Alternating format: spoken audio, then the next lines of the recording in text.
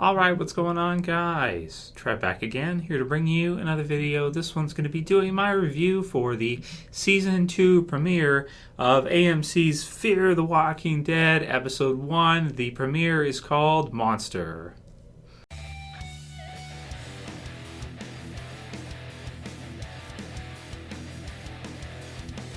Spoiler warning if you guys haven't seen the premiere for Fear the Walking Dead Season 2. So this one feels so weird for me to be doing this right now. I mean, of course, The Walking Dead Season 6 just wrapped up last week. And the very next weekend, we're getting to see a new episode for Fear the Walking Dead, the premiere for Season 2. So I'm so not used to this because it's been, 6 seasons now, 6 full seasons. And in the first 5 seasons, there was never really much on right now this time of the year until, of course, Game of Thrones starts. So very happy this year that we are getting to see Fear at this time. And I did like the finale for Season 1. I thought it was really good. It ended really well. This premiere is pretty solid to me. The beginning is really good. The middle is a little blah. The ending is really good. So we pick up after the finale of Season 1 where that ended, and they do progress the plot as well as deal with the repercussions of what happened in that finale, which I thought was good. It was a pretty good mix, maybe a little bit too much on the slow side with regards to the dialogue and just kind of chilling on a boat. It has this kind of relaxing feel halfway through to where I was like, I was relaxed, I was calm, everything was good, which isn't a bad thing. It's fine to be that way when you're watching a show, but they're on the water, they're kind of talking, everything's fine. You've got a little bit of the emotional stuff with, of course, Chris. As he's, again, dealing with what happened in the finale for Season 1, the death of his mother, which, of course, we can understand would be very, especially at his age, would be absolutely brutal to deal with. And, he, as Travis mentions or says, that the best thing that they did was to have Chris, and he kind of comes over to say his last words, and he just throws her in. Throws her overboard. So burial at sea. So it was pretty sad, and you can feel for Chris because he has to. He's dealing with all these emotions, and there's so much pain is sublimating into anger, is turning into anger, and then he's just that's how he's expressing himself. That's how he's expressing his pain. That is kind of just overwhelming and unfocused. So you feel pretty sad for that for him. I thought the intro, the score, by the way, too, the sound has been really great with Fear. I think the score is awesome for it, and the score for this episode was great, especially the opening sequence. You see. You got a few zombie kills there. You got a pretty sweet propeller kill, which was awesome. You got Chris, and he won't leave her, and he's distraught, and he doesn't know what to do. You got Travis, who has to save him, come in and bash a few zombies, and Madison too. And then you've got the zombies coming in, of course, because they would have heard the gunshot and stuff. You've got the fire everywhere, and as they kind of, they sail off, you can see the fire everywhere. So I thought that was a really good view. You get to see like LA, and it's on fire everywhere. So they managed to survive it by, of course, befriending Strand, thanks to Nicholas, which is cool.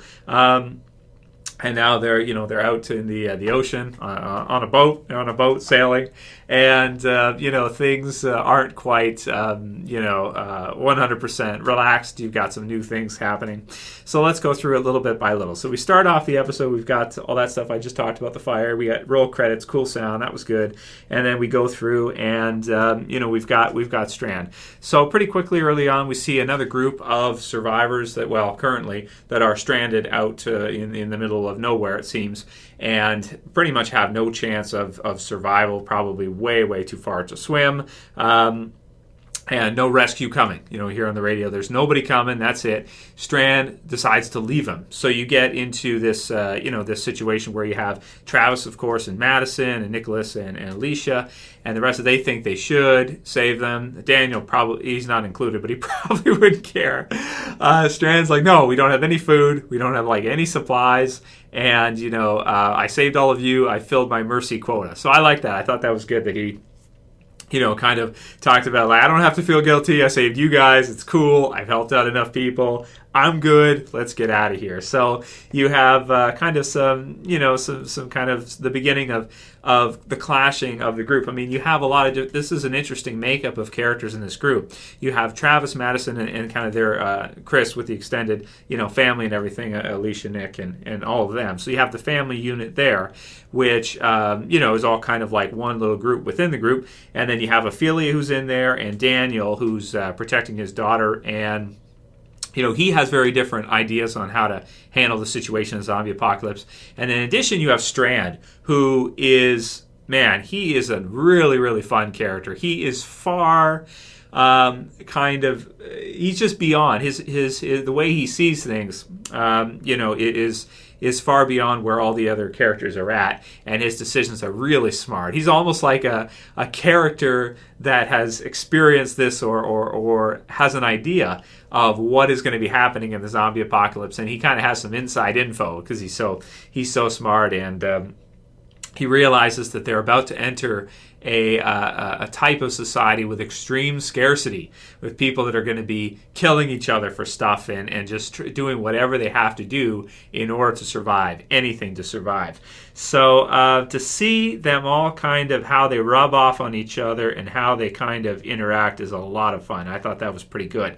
Albeit, like I said, being at sea is a little relaxing, so the middle of the episode I did get a little bit tired, but luckily, at the end it picks back up again with the final scene where we actually see some swimmer zombies, and as it turns out, zombies they're not great swimmers, but they're not just flat sinkers either. They can kind of, zombie around in the water a little bit. They're not quite walkers, but they're not quite swimmers either.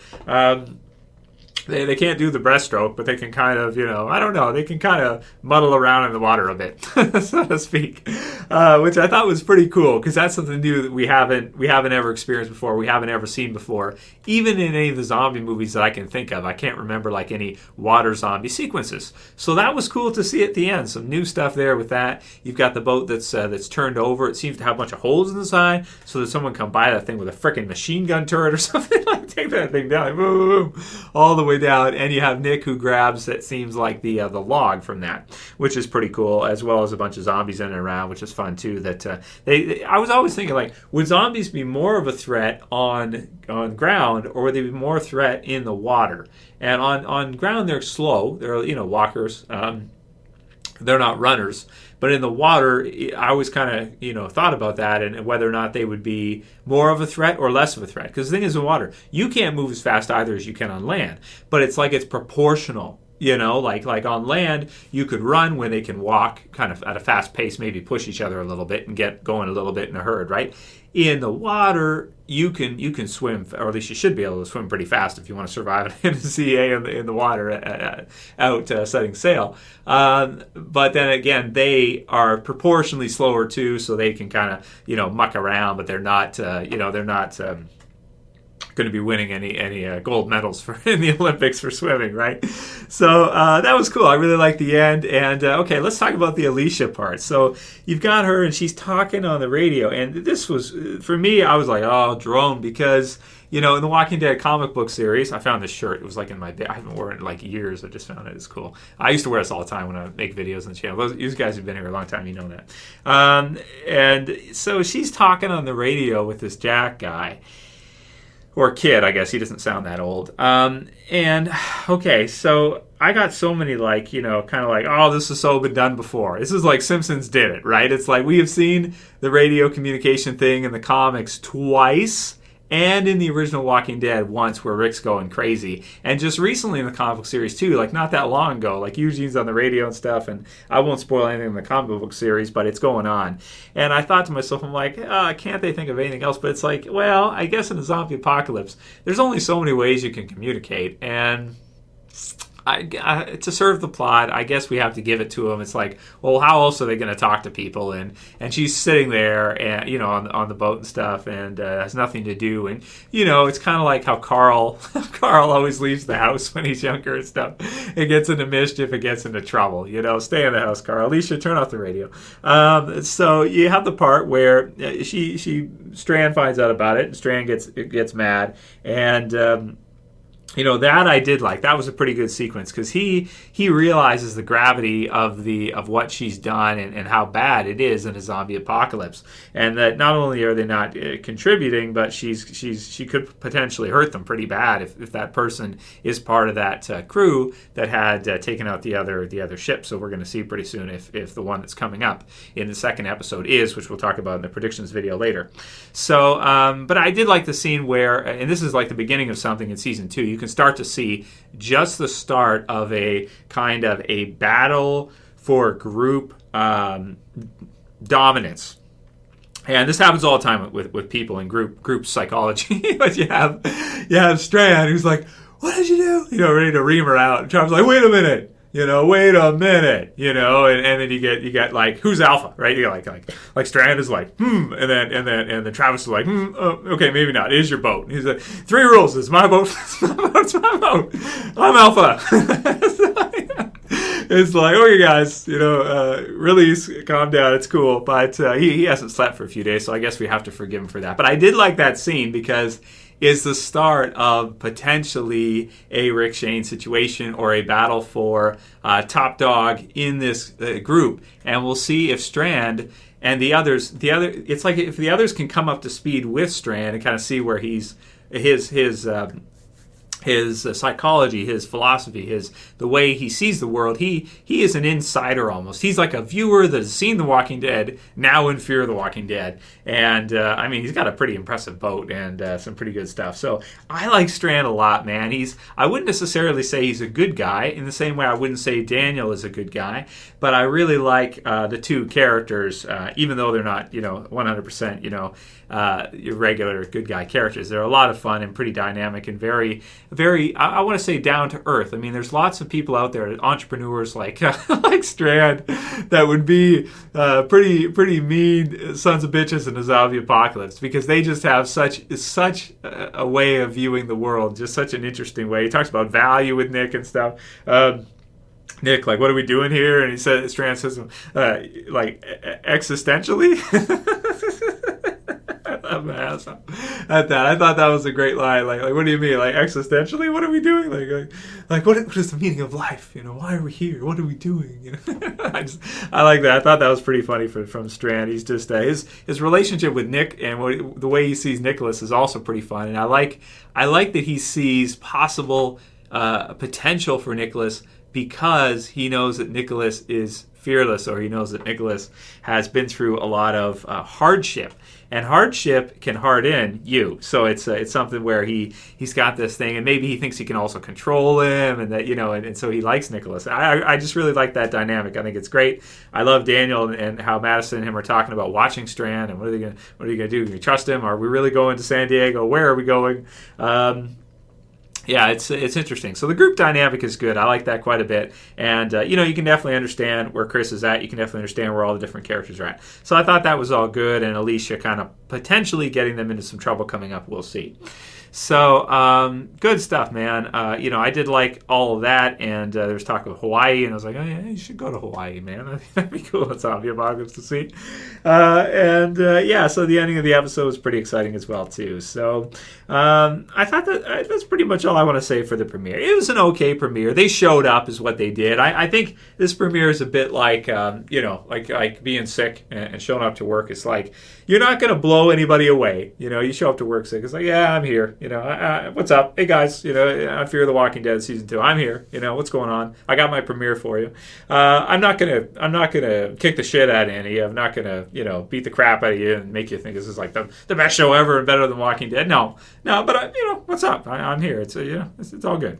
So as such, I'm gonna give it an 8 out of 10. It didn't blow me away as a premiere, but it was something a little new. It was something a little fresh. And the more I think about the character dynamics and the interactions, the more I start to see potential for what could be a really good show. So we'll see how the pacing is in 15 episodes. I hope it's consistently like this, because this is a premiere, but it didn't have, like, the finale for Fear the Walking Dead season 1, for example, was bananas, was crazy. Zombies everywhere and all kinds of awesomeness and crazy stuff happening and character death and all this stuff, so nuts.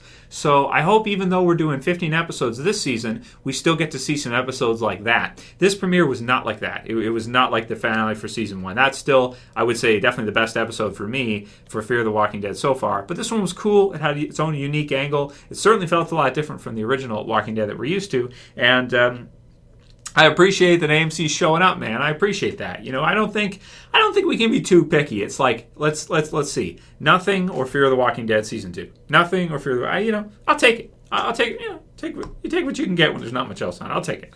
So it was pretty good. It was okay. It wasn't amazing. It wasn't bad or anything. It was okay. Anyway, let me know. That's my review for the premiere for season 2. That's what I thought. Let me know what you guys thought of the premiere. Write your comments below. Let me know what you think and how you felt about it. I'll do a predictions video for episode 2. Right after this video, I'm going to give my thoughts and we'll talk about that. If you guys like this review, you can go ahead and thumb it up below. If you want to help support the channel, you can share, you can fave, and if you're new and you want to see all my reviews for Fear the Walking Dead season 2 as well as the regular Walking Dead, Game of Thrones, all that good stuff, then be sure to subscribe. Don't forget to subscribe at the bottom left. I'll see you guys again real soon for the episode 2 predictions, and keep sending me your questions for the Q&As for this week for the regular Walking Dead. Still making videos on that. Nothing changes with regards to that all summer long. So that's it for this one, guys. I'll see you again really soon, about an hour. As always, it's Trev. Same peace. See you guys. You can share, you can favorite, you can subscribe. Hell, you're all going to be doing that.